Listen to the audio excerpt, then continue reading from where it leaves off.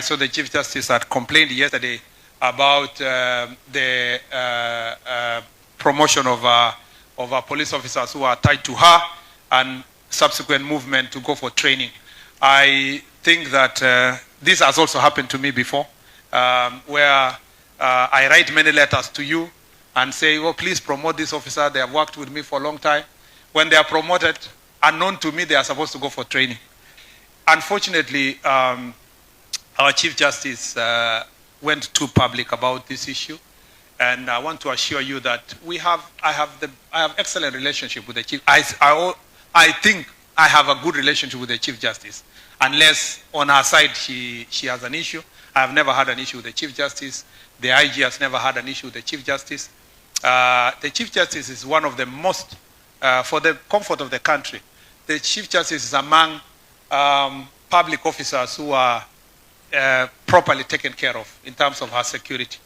I know the manual says that she is entitled to 6 police officers as her bodyguards, but the Chief Justice has been given up to 32 police officers. And of the 32, only the ones who are promoted and called to go for training were 3 of them. She was concerned about 2 of our officers attached to her and the driver. And we, unfortunately, that misunderstanding, the IG thought he was doing a favor to the officers who are working with the Chief Justice by promoting them. It appears now that same favor has hit the IG hard. Ordinarily, the Chief Justice should have called the IG to say thank you very much for promoting my officers. But unfortunately, it has gone the other way. We want to assure the Chief Justice that that was a small matter. It didn't necessitate raising alarm. People now think all over the world that there is a scheme somewhere to deny the Chief Justice security for the benefit of the country. Even after the 3 officers were being sent for training, the Chief Justice was still going to remain with about 29 officers from different kind of guarding her home, being with her. The ones up to almost 7 drivers who are police officers, among others. And that misunderstanding did not require the kind of attention that was given yesterday in the media. The Chief Justice, I confirm, called me yesterday, and I told the Chief Justice that I was going to look into this issue and get clarification from the IG. I need to notify the country that there is no scheme, there was no reason, there is no motive. You just don't wake up one morning and say, you know, I want to do this. It's just that the officers are extremely excited that they were going to be promoted. Now I don't know what will happen if we return them and tell them now, awaiting the Chief Justice directions, you wait for your promotions. I don't know what will happen. I think we need to work together. I just want to tell the Chief Justice that you are safe, and the National Police Service can assure you that the protection of the Chief Justice and all our judges is guaranteed as per the Constitution. The Cabinet Secretary for Interior and National Administration, the Honorable Kipchumba Murkomen, the Inspector General of Police, Mr. Douglas Kanja, the Chair of the National Police Service, the Chair of IPOA, the Clerk of the National Assembly, the Secretary Administration and Accounting Officer of the National Police Service, Madam Banis, the 2 Deputy Inspector Generals of the Kenya Police Service, and APS, senior members and colleagues, the regional commissioners, commanders, friends, ladies and gentlemen, good afternoon. Good afternoon once again. The Honorable CS, today is a very big day for all of us, and today is your big day, having come to this ministry, and I think the first major engagement that had all of us and the whole country excited was when we are sending the 3rd contingent of our police officers to Haiti. And you made very powerful comments and remarks, encouraged the team, and we can all for once get to appreciate how these officers, these patriotic Kenyans, are making us proud. And today, again, we are gathered here to witness not just a major milestone in the administration of government services by the setup of the National Government Administration Unit to support the National Government Administration officers, but we are also launching what the Administration Police Service, or the members of the National Police Service, are calling the service delivery revitalization for the Administration Police Service. And I want to congratulate the Inspector General of Police because of his leadership, together with the head of the Administration Police Service, for thinking through and cascading what was launched by His Excellency the President at the end of last year, which is the strategic plan for the National Police Service. At the same time, we have an opportunity to bring all the players within the security sector together, including the independent constitutional offices, the IPOA, the National Cohesion and Integration Commission, the National Police Service Commission, and a number of all the other entities, both within and outside government. The Honorable CS, allow me to appreciate the partners who have worked with us this journey. A number of them have made it possible for us to be here today. There's a training, the workshop that has gone on throughout the week, but they've also supported us on a number of occasions. I would want to make specific mention of the UNDP, the British government, through the Reinvent program that has really worked closely with all of us as a ministry and as a government to make it better for us to serve the nation. I would want to also just re-emphasize that when His Excellency the President came to office, one of the first assignments was to set up the Maraga Task Force that was looking into some of the challenges that we've had within our security services. As we stand here today, as I stand here today, there were several reforms that were identified out of that task force. And one of those reforms was on issues to do with administrative reforms. To date, we have implemented 76% of those administrative reforms, which also touch on some of the things that Honorable Kahangara has spoken to, and we appreciate the Honorable Kahangara and the committee that he serves in, which oversights us in Parliament. And I also want to, in a special way, also appreciate the Clerk of the National Assembly, because he continues to partner with us and support us. Because this is your day, I would have gone on, but allow me just to mention two things before I invite you to speak to all of us. Is that within the National Police Service, we have the Administration Police Service and the Kenya Police Service.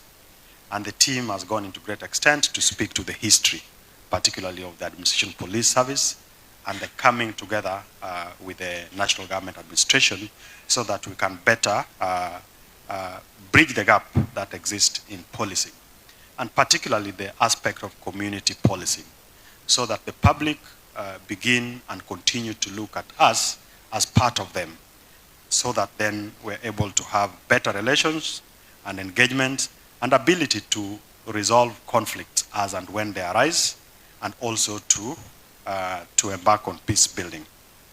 My last point is, what are the expectations for the Administration Police Service and also the new unit?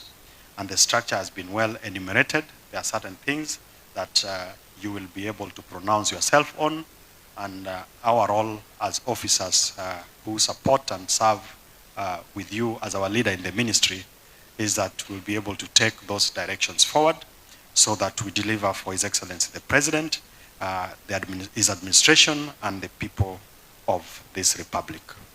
With those many remarks, may I ask that we be all upstanding as I invite the Honorable Cabinet Secretary to speak to us. Karibu.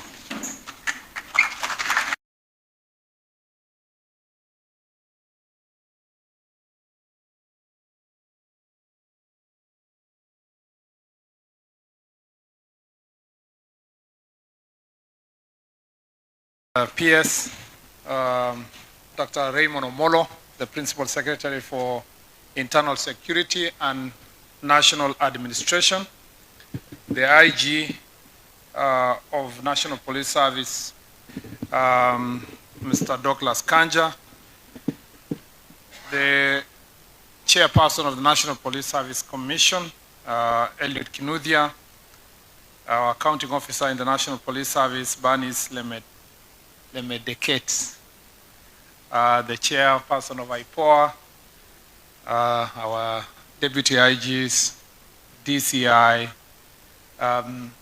commanders, commissioners, regional commissioners, county commissioners who are here, senior officers who are all here, including, and more importantly, our veterans who are here. That is Governor, Comptroller, Commandant, Kinuthia, DC, PC, including, if you really have served your country to that level, you must be very proud of yourself. I hope you are writing a book, Mr. Kinuthia. Yeah. Mr. Shurie, who is here, also one of our veterans, who are here again. And Commander Chief Kaitani, retired also, who are here, who are all veterans on that part, and the veterans on the side of the administration. Ladies and gentlemen, good afternoon. Good afternoon once again.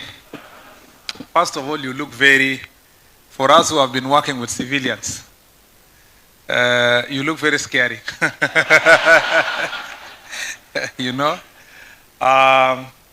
It's until we see you people with a uniform is when we see the government is here. And sometimes when one of you visits me in the office, there's a day when I just reported the office, the IG came to see me. So when he was walking on the corridor, I was like, because he was wearing a suit and a tie. So I was like, but this guy looks familiar, who is this? So then I said, oh yeah, it's you, the IG. The uniform alone makes you have certain authority and an identity that cannot be forgotten. So I just want to start from here that you all look very good, and thank you very much for the very warm welcome that you've given me since I came to the ministry.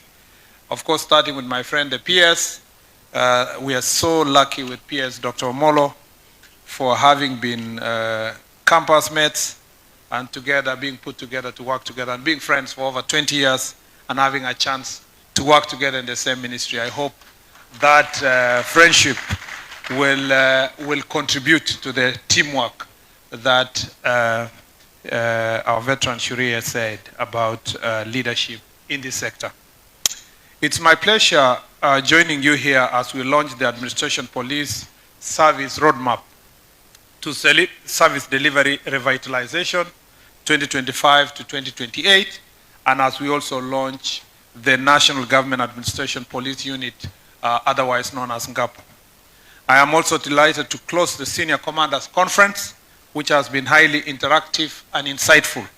Through robust discussions on leadership, integrity, community policing, personal finance, among other themes, we have set the stage for an all-round review of the progress we've made to inform the strategies of strengthening of our security and security systems.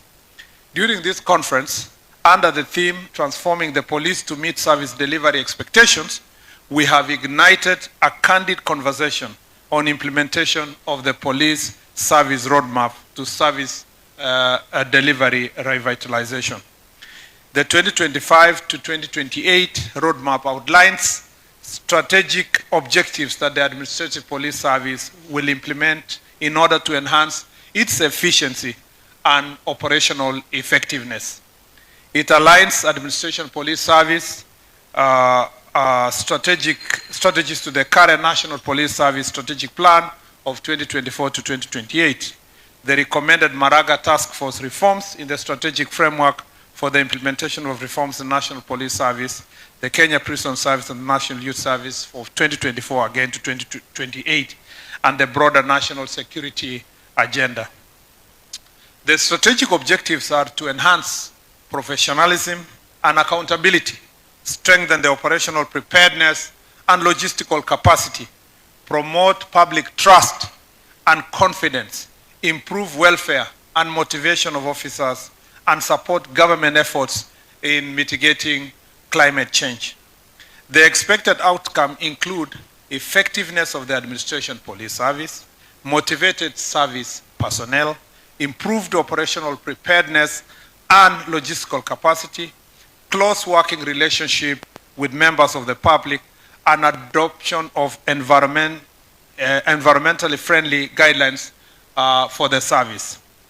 I commend the Administration Police Service for placing investment in technology, infrastructure, equipment, and capacity to the core of this very important roadmap. In today's rapidly evolving digital landscape, many offenses and security threats are enabled by digital technology.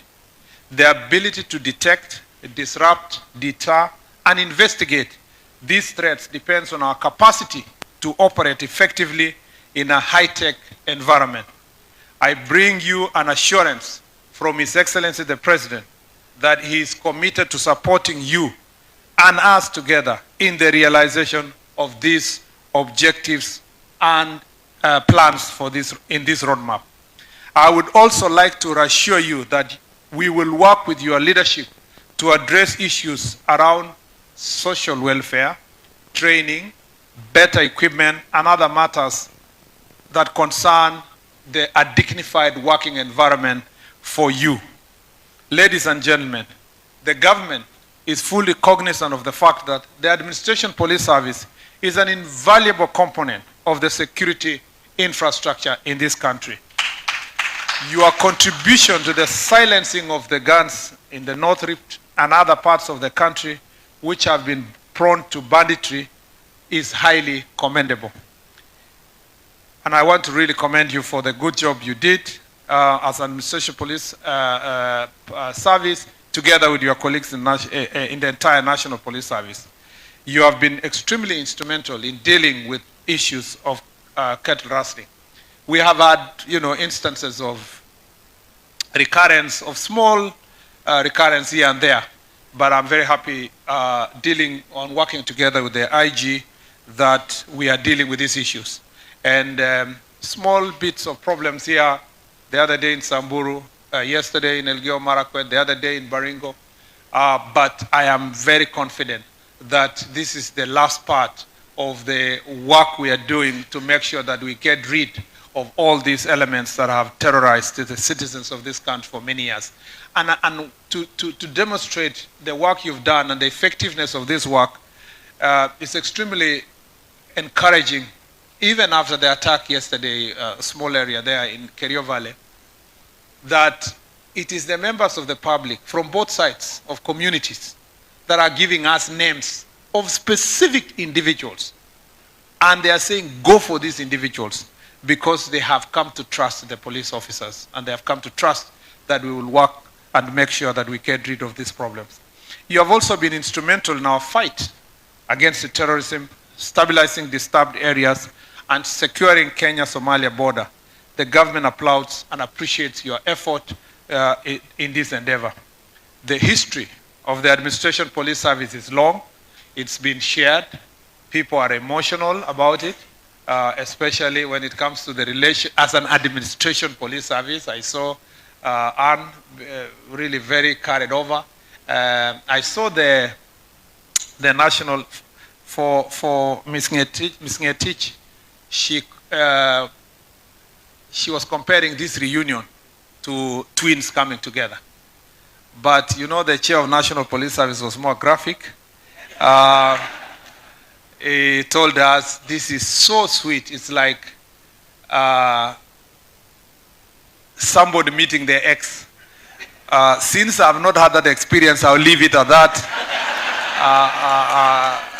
with what the chairman has said. So therefore, this is extremely, we have a long, very interesting history. Despite its long history, the Administrative Police Service, you have continued to contribute to the socio-economic development of our country, and you have not gone out of tune in this endeavor.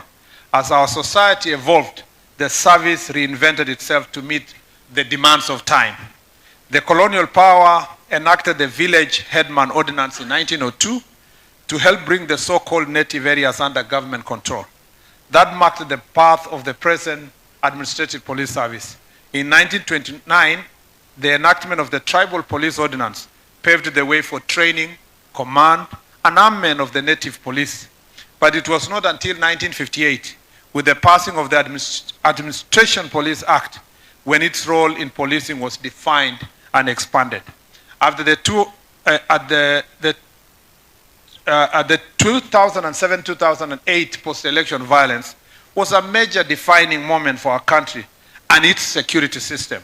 Both the Working Commission report and the panel of eminent African personalities led by Kofi Annan recommended a comprehensive reform of our policing. It's against this background that our third president, President Mwai Kibaki, formed the National Task Force on Police Reforms in the year 2009, also known as the Ransley Committee. The Ransley report concurred with the work report and on the need for far-reaching reforms in the police service to enhance operational capacity and accountability. In order to create a more professional, accountable, and public-trusting police service, the task force recommended the enhancement of police accountability and transparency through the establishment of the Independent Police Oversight Authority, improving police training and working conditions, and implementing a robust community policing strategy to foster a better relationship with the people.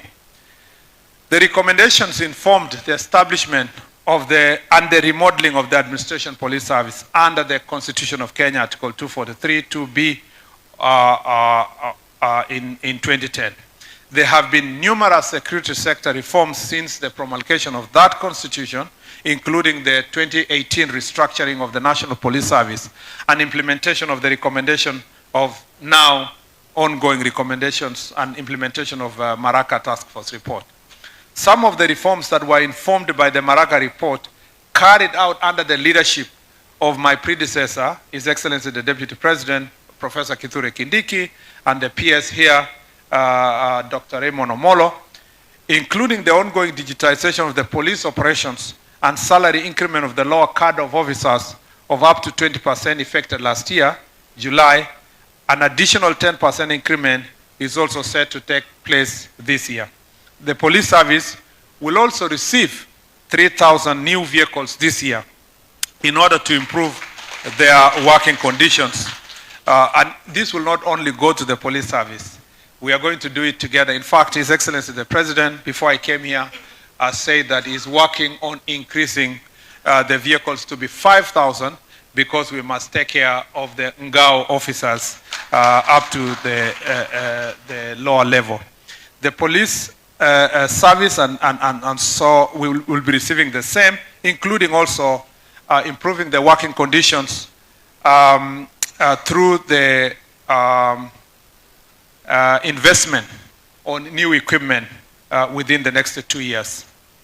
The Maraka Task Force report also recommended the establishment of structure through regional, county, police division, sub-county, and locational formations to ensure that the National Police Service supports the national government administration in the performance of its security functions through deployment of general duty officer with clear command and reporting structures.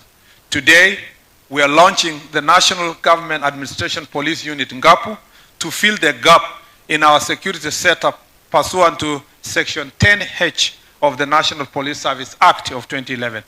The main role of this unit is to support government agencies in enforcing their administrative functions, especially in conflict management, and peace building.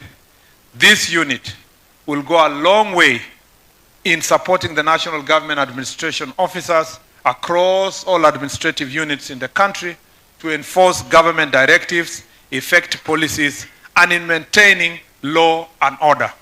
The unit will especially come in useful when girls are engaged in such duties as settling land disputes, managing intercommunal conflict, and in fighting alcohol and substance abuse. The work of this unit is cut out. There is an immediate need to support other security organs in confronting security challenges threatening law and order. And maybe just to emphasize this, I was, over Christmas, I was at home with my chief, and the chiefs of the neighboring, within the division came to visit. And one of the things that they really graphically, and I was asking them because where I live, there is a den of changa at some corner. So I was asking the chief, why are you unable to deal with this issue? You know, why are you totally unable? So she tells me, first of all, we don't have a police station around here. So the police station is a bit far. The administrative units are such that we're still working on bringing them closer. But number two, told me that even if I wanted to deal with this den of changa, how will I do it? I live here, and I do not have the capacity to be able to do this. The police station is far. The police officers are strained in the work they do. So he says, she told me, her and the pastor around, they have just become preachers. They just preach to people without the ability to, and the teeth to bite. So this kind of support is extremely important. And in some cases, you know, the police officers, the chiefs and assistant chiefs have been attacked. We all know that in conflict-prone areas and where people have land-related conflicts, if the chief does not have the capacity and the ability and the team to work together, they will not be able to deal with such situations. And again, by the time you are mobilizing police officers who are also strained in other work to come all the way to that locality to help, it becomes extremely difficult. And therefore, I think that this is extremely important. And we want to thank His Excellency the President for giving this direction and making sure that, and for the leadership which was in the ministry before, led by the Deputy President and the PS here, for having moved in very fast to implement that presidential directive to make sure that we have this unit established. I thank you, IG and the DIG and the team, for actually making this possible. This is extremely transformative. It is really transformative. And I want to say we truly support. I was thinking, IG, that in line with this kind of transformation, I think we need to find also a place for the NPR around this concept, the NPR officers. We want all the NPRs across the country to be able to have clarity of command in terms of the persons they are going to report to. And I think this is the place that they are going to report to. And that is extremely also important for us. I think, has it gone off or something? Yeah, you will help me, Muthoni. So that is really what is extremely important for us as a ministry. If we do not reorganize the NPR, because they live within the community with the police, we need to find a way they will be directly linked to the this unit that has been established. And I want you to think through around this issue to see how they can be held accountable. Thank you, IG. Thank you very much. You know, I speak from experience. You know that. As a person from Kerio Valley region, this is a consistent daily conversation that we are dealing with. Let me use this opportunity also to raise an issue that the IG you have mentioned. We have also noted with deep concern a surge in criminal gangs that are mostly financed by politicians to intimidate, harass, and suppress their opponents. These gangs are armed with weapons such as crude weapons. And such gangs are now providing in quote security to leaders as they terrorize opponents in a show of might. This is beside mobilization and unleashing of what they call keyboard gangs to discredit and tarnish the image of other leaders in social media. It's worrying that instead of complementing the government in creating more jobs, opportunities, and other socio-economic empowerment initiatives for employed youth, some leaders are focused on creating mayhem through criminal gangs in pursuit for power. They are sowing seeds of discord and disharmony in total disregard of the rule of law. The country has faced persistent threats of organized criminal gangs that have sprouted across the country, specifically in urban areas or densely populated settlements, taking advantage of unemployed youth. Organized criminal gangs threaten our security and socio-economic progress by, among other ways, robbing our youth of their future by placing them on collision path with the law. These gangs are involved in murders, robbery, land grabbing, cyber crimes, illegal levies on public service transport, extortion, muggings, illegal oathing, illegal water and electricity connections. On the other hand, our cross-border gangs are a threat to our safety and security. They are undermining our socio-economic transformation initiative by engaging in transnational crimes, including human trafficking, drug trafficking, smuggling of goods, among others. Some of these gangs, we know them. We know that in Nairobi, though we have worked very hard to suppress them, we have characters like Team Kazo, Jeshi la Ala, operating in areas like Kamkunji and Starehe. We have gangs like Taliban and Kibrat J10. We have in this coast area, and I thank you for the good job you are doing, dealing with what they call themselves Team Mashamba, Tianazi, Wakali Kwanza, Wajukuu Wanyanya, Panga Boys, and many others. In eastern part of the country, you have Gaza gang in areas like Matungulu and Lemi gang. In central, we have a resurgence of Mungiki. And then in some parts of the country, like Rift Valley, you have some called Koita in Uasin-Gishu, Mauki, Watizedi in Nakuru, Mauki and Watizedi in Nakuru, Wafaransa in Nakuru. In Nyanza, the names become even more interesting, with names such as Mbogi, SWAT gangs. In other parts of Kisii, like Sungusungu, Chingororo, Amachuma. In western part of the country, characters like Angola Msumbiji, 40 brothers in Emuhaya, Ebusakami,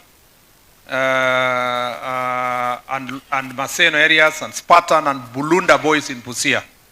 In northeastern part of the country, you have some characters called Loma Ayan, and in Trans Nzoia, you have characters like 17 brothers, Mbogi Mawe, and Team Russia, among others. Now, I've done this deliberately because though these gangs have been suppressed over time, we all know what happens when we are closer to elections. And when leaders are preparing, leaders, or let me say, I was avoiding to go to what politicians, but let me say leaders have been one before. Allow me to demonstrate the negative impact of these organized criminal groups in the case of Mungiki and Sungusungu gangs.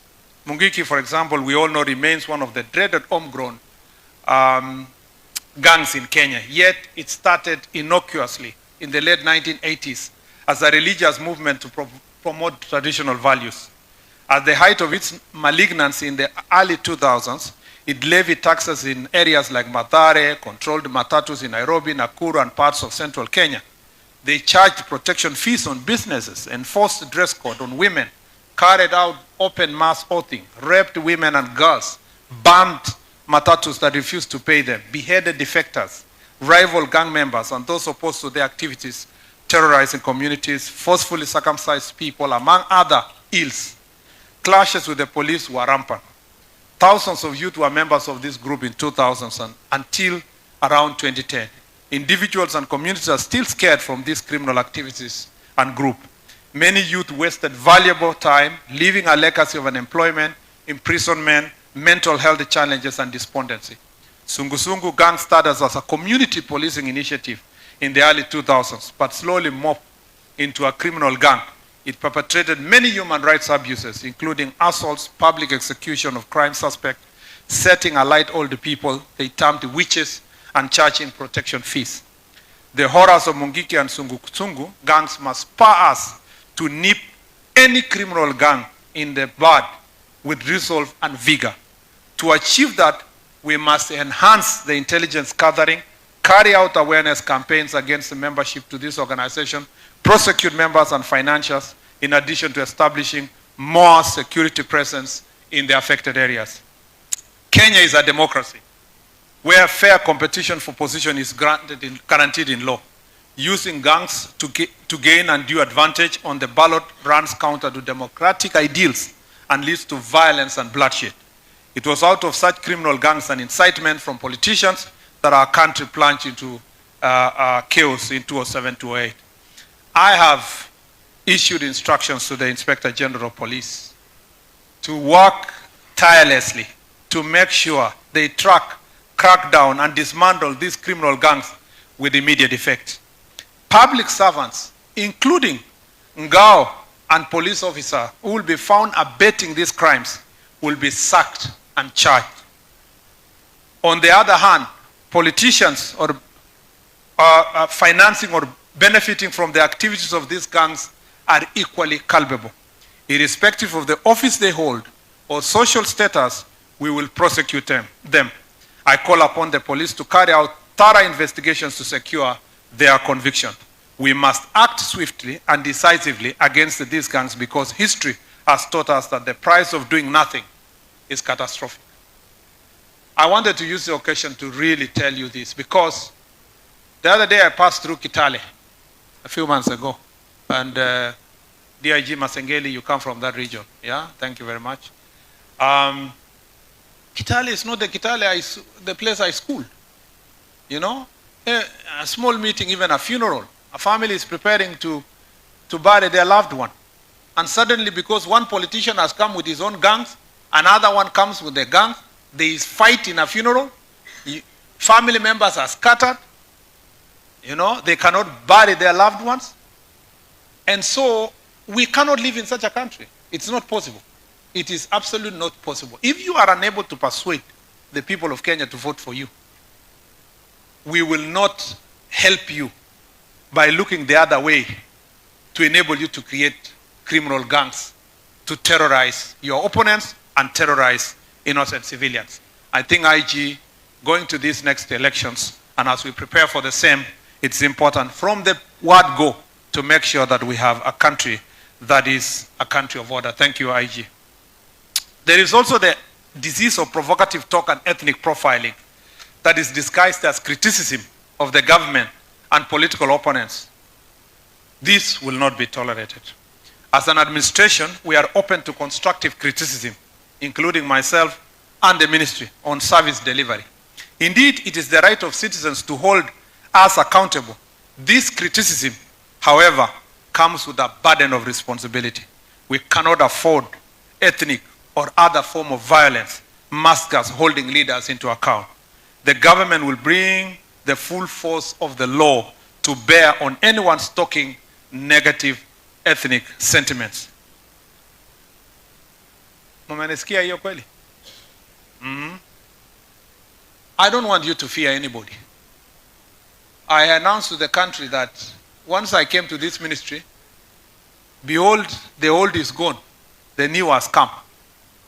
You know that I can now not behave like an ordinary civilian.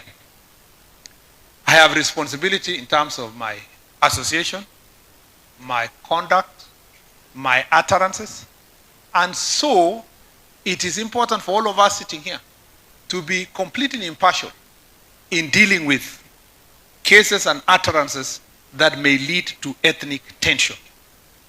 The idea that when a politician stands on a podium, instead of criticizing a public servant for who he or she is and for what she or he is unable to do, they start saying, oh, so-and-so, his community. How is my community related to my competence or incompetence? It's important for leaders to focus on the individual. The individual as a person, criticize them for who they are, fault their performances, and deal with it instead of lumping together an entire community and try to create provocation, especially in parts that in the past have had issues with ethnic provocative words that come from leaders. I wish to remind all leaders on the provisions of the Constitution and our laws, which include the NCIC Act, the Penal Code, the Prevention of Organized Crimes Act, the Cyber Crimes Act, the Proceeds of Crimes and Anti-Money Laundering Act, the Counter-Terrorism and Prevention of Organized Crimes Act, and the Prevention of Terrorism Act. All these acts, we will invoke all of them whenever necessary to make sure that we bring all these menaces to a stop. As a ministry, we call on all citizens to abide by the law in their exercise of freedom of expression and other rights, and to be fully aware of the interface between their rights, responsibilities, and the rights of others. Article 37 of the Constitution grants citizens the right to protest and picket on condition that they are peaceful and unarmed. As a government, we will always protect the enjoyment of this right on all other civil liberties provided for in our Constitution.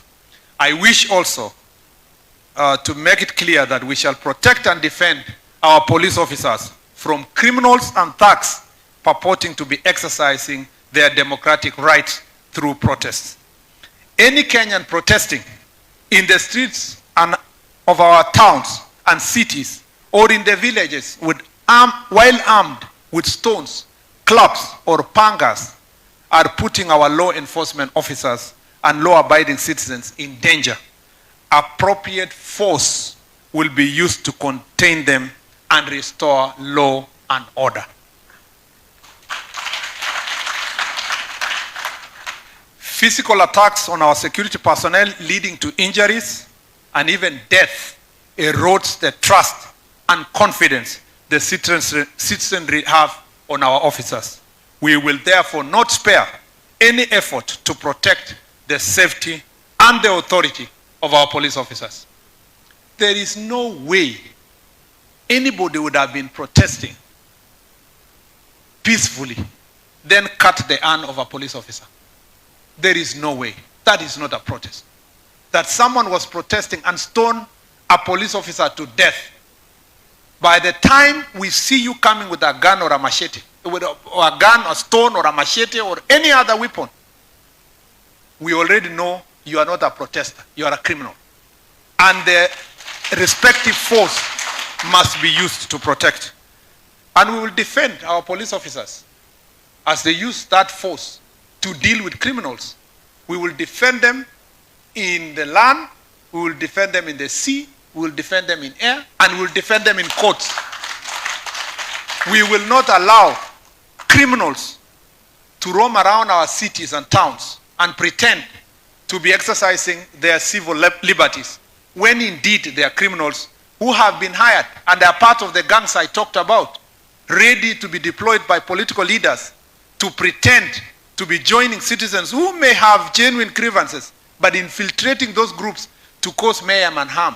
We are not going to allow that, and we will defend our officers because they defend us. The reason why we are sleeping in our houses is because these police officers are putting their lives in danger. We will also be ready, and as a cabinet secretary, I'm ready to defend them to make sure that our country is safe and our police officers are safe. As a government, we cannot deny that there could be a few rogue elements in the service who may abuse power or engage in criminal activities. The reforms in our security sector have provided effective safeguards against such excesses and abuse. The Internal Affairs Unit, established under Section 87 of the National Police Service Act, receives and investigates complaints against police officers and plays a crucial role in enhancing accountability. The Independent Policing Oversight Authority has also helped in implementing its mandate to raise the standards of discipline and professionalism in the police service. With this level of oversight, our police service will suddenly get better and better. As we work to promote good governance and the rule of law, the police are instructed to only use legal and legitimate ways of dealing with criminals as provided for by the Constitution and other regional and international instruments. And as such, in protection of our police officers, I want to say this, IG, that I appreciate the reforms, and thank you, PS, and the team that have been working on the draft bill on veterans. All over the world, people look after their veterans. Because if you take care of your veterans, you motivate those who are serving. Because they know that if they serve with vigor and commitment, they are not just being thrown away and said, you are retired, forget about you. They have a way of taking care of the veteran officers because of the sacrifice they make. We are going to make sure that this law for dealing with the veterans is very clear, giving them opportunities, giving priority to people who have served before and they are in retirement. In case we need them in boards of agencies of government, we need them for assignments, we need them for task forces, for example, to inform those who are serving. We need them for training. We'll make sure that that's clearly provided for and prioritized for our veterans that are serving. Every part of the world have their own veterans. For us, as a progressive democracy, we must work to make sure that our veterans are taken care of. Number two is that in the housing agenda, in the housing project of government, we have made sure that the government has made sure that the National Police Service will be part and will be beneficiaries. Our officers will be beneficiaries of this program by making sure that we modernize our police stations and areas where our police officers live. We will be following up on this issue to make sure that a dedicated resources from this fund is going to assist us to have better living conditions for our police. The other issue that we must continue improving is the community policing. We want to make sure that even as we get these police officers to work with administrative units, we believe that this is one way of making sure that the community policing will be enhanced, because these men and women will be living among the community. This is an initiative we want to support, not to change the image of the police, because in the past we were being told we just want to change the image. You know, change the image looks like whitewashing. We just want to really change the police. You know, not just the image, but how we operate, how we interact, how we work together with the community, because if we work closer with the community, we are going to ensure that this issue is moved forward. I know, IG, everybody here was waiting to hear from you about your the current reforms, but also the current promotion of our police officers. First, I want to thank you for, there's a lot of work to be done to promote our police officers. Some have stayed for 20, almost going for retirement, somebody 20, 30 years without proper promotion. And I thank the chair of the National Police Service Commission, the Commission, for making sure that you work together closely to facilitate promotion of our officers. And the frequency of that promotion has really improved. And many of the officers are appreciating, they have now hope that they will be, you know, at some point they will be reached in terms of that promotion. And that is really commendable. And I sympathize with you because, and I sympathize also with the Chief Justice. I saw the Chief Justice had complained yesterday about the promotion of our police officers who are tied to her and subsequent movement to go for training. I think that this has also happened to me before, where I write many letters to you and say, oh, please promote this officer. They have worked with me for a long time. When they are promoted, unknown to me, they are supposed to go for training. So after the promotion, I saw the officer tied to me came to me and said, sir, now I'm reporting for training. So I said, but who do I remain with? And we had to work out to see how we were going to work together. Unfortunately, our Chief Justice went too public about this issue, and I want to assure you that I have excellent relationship with the Chief. I think I have a good relationship with the Chief Justice, unless on her side she has an issue. I have never had an issue with the Chief Justice. The IG has never had an issue with the Chief Justice. The Chief Justice is one of the most, for the comfort of the country, the Chief Justice is among public officers who are properly taken care of in terms of her security. I know the manual says that she is entitled to 6 police officers as her bodyguards, but the Chief Justice has been given up to 32 police officers. And of the 32, only the ones who are promoted and called to go for training were 3 of them. She was concerned about 2 of our officers attached to her and the driver. And we, unfortunately, that misunderstanding, the IG thought he was doing a favor to the officers who are working with the Chief Justice by promoting them. It appears now that same favor has hit the IG hard. Ordinarily, the Chief Justice should have called the IG to say thank you very much for promoting my officers. But unfortunately, it has gone the other way. We want to assure the Chief Justice that that was a small matter. It didn't necessitate raising alarm. People now think all over the world that there is a scheme somewhere to deny the Chief Justice security for the benefit of the country. Even after the 3 officers were being sent for training, the Chief Justice was still going to remain with about 29 officers from different kind of guarding her home, being with her. The ones up to almost 7 drivers who are police officers, among others. And that misunderstanding did not require the kind of attention that was given yesterday in the media. The Chief Justice, I confirm, called me yesterday, and I told the Chief Justice that I was going to look into this issue and get clarification from the IG. And as a matter of fact, I told the Chief Justice that I was going to be sitting today with the IG here and the DIGs to understand what was happening.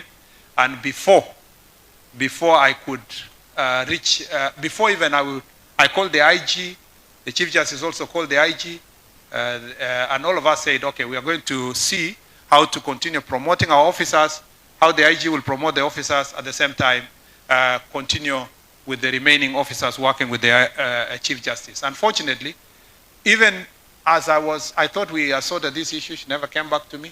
I only saw a letter which is supposed to be my letter. I saw in the news with everybody. And I think that such a condition should not happen, especially for us who know what it means to work together. I call upon our Chief Justice to allow us to work together as a team. And we are ready as a ministry to work and facilitate the entire cadre of public officers to make sure that they are taken full care of, and to ensure that we do not discuss issues of welfare of the Chief Justice in this manner. It's not supposed to be like this. In fact, I have really hesitated to respond. But you see, because the public think that maybe there was a scheme, I need to notify the country that there is no scheme, there was no reason, there is no motive. You just don't wake up one morning and say, you know, I want to do this. It's just that the officers are extremely excited that they were going to be promoted. Now, I don't know what will happen if we return them and tell them now, awaiting the Chief Justice directions, you wait for your promotions. I don't know what will happen. I think we need to work together. We need to work together. We need to work together as a team and take good care of the people that work with us. To be very honest, I also fight very hard with the IG, telling him, can you promote the people I work with a little bit? So I also make the same request that the Chief Justice makes, and all many other officers make this, MPs make this request all the time. Senior people make this request. Because if you've stayed with somebody for 10 years, 15, and they are still in the same rank, it's also your duty to look after them and their welfare. These things we are talking about here, about welfare of small people or junior officers we work with, is extremely important and reflects in a certain way on ourselves as senior officers. And I think there is, for the benefit of the country, you can see even my face, there is no reason. We have not wronged each other with the Chief Justice. There is no cause, there is no issue. I just want to tell the Chief Justice that you are safe, and the National Police Service can assure you that the protection of the Chief Justice and all our judges is guaranteed as per the Constitution. I don't know now if I still have to write a letter to respond to the letter of the Chief Justice, or this is enough, I don't know, but we'll see what to do that. Kwa hivyo, I appreciate all of you. Thank you very much for the good job you are doing. I look forward to a fantastic tour of duty working with you. I look forward to meeting GAO team again with a plan to see how we will continue together in what is government delivery and working together with the delivery unit of government to see that you are active on the ground in making sure that government policies are implemented on the ground. We want to see you as active as it were in every part of our country. And I believe that the energy you have and the energy the peers has and the energy I have and the committee and everybody here is going to be of great benefit to the country. So we are going to be having greater and more engagements with you. And even those who are retiring like Anne, we will continue tapping into your experiences and ensure that you continue contributing to our country. It is now my greatest pleasure to do 3 things. Is it 3 things? One is to first, the first part of it is to launch the administration police service roadmap for service delivery and revitalization. And 2, okay, tupigie hiyo makofi kwanza. Yeah, and second, to launch the National Government Police Unit officially. To make sure that long lost twins come together or the exes come together.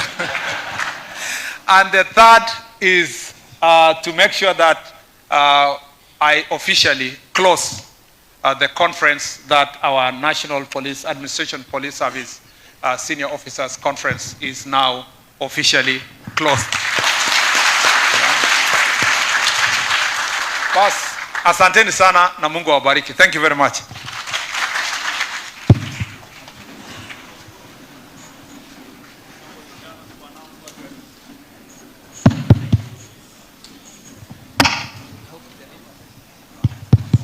We are unfailing. Unfailing.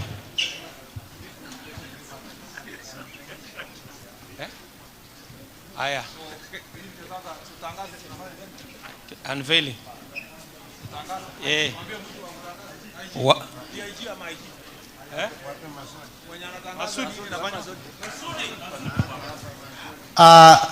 Mheshimiwa Waziri, mabibi na mabwana, sasa imefika ile hatma ambayo ilikuwa tunisubiri, kuzinduliwa rasmi kwa documents 2. Kwanza ni ya National Government Administration Police Unit na ya pili ni revitalization of AP service roadmap ambayo waziri na umati wote umekuja kushuhudia. Na kwa 5, 4, 3, 2, 1 zindua waziri. Asante Mheshimiwa Waziri, na hapo tunajionea hizi 2 roadmap hiyo hapo ikiwa iko na urembo wote, imenakshiwa na vile vile kikundi cha NGAPU National Police AP Unit kikiwa pia kimezinduliwa rasmi sasa. Vile vile Mheshimiwa Waziri akiweza kukabidhiwa vitabu 2 hivi vinavyoashiria watu wa picha tuko. Haya. Akiwa sasa anapata vitabu vile Mheshimiwa Waziri, alafu waweze kuwakabidhi rasmi IG na MDIG na DCI, lakini kwa sasa kipindi cha picha kile kitabu cha rangi nyekundu. Haya, naeleza watu wa video waoni, tafadhali tuweze kupea nafasi Mheshimiwa Waziri aweze watu wa video waone kidogo. Watu wa TV, Mheshimiwa Waziri, kama unaweza kupeperusha hewani, kwa sababu watu wako na furaha, waliokaa wakasimama hawate kukaa tena. Lakini hapo naam.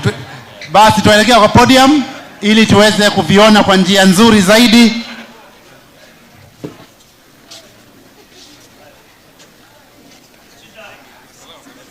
Hapo sasa, asante Waziri kwa kukubali kuja hapa juu ya jukwaa, na sasa tuweza kuona Mheshimiwa Waziri na wakuu wale alioandamana nao wakiwa wameshikilia vitabu hivi rasmi.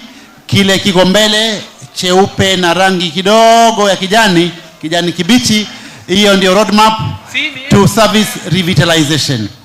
Nyuma yake ya kitabu hicho ni kile cha rangi nyekundu, Hiyo ndio kitabu rasmi ambacho kinaashiria uzinduzi wa National Government Administration Police Unit.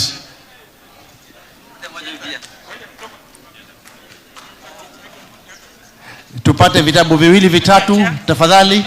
Jukwaa letu ni dogo, lakini hii ni ishara ya upendo ambao hii taasisi inaweza kupokea.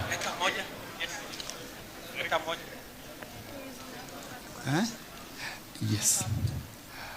Vile vile Mheshimiwa Waziri, ikiandamana na hiyo kuna bahasha ilikuwa umeandaliwa rasmi, Madam Jopian, ambayo utakabidhiwa ikiwa iko na zawadi chache za kutoka kwa kikosi, ili ukienda kule uweze kupata ufahamu zaidi, na vile vile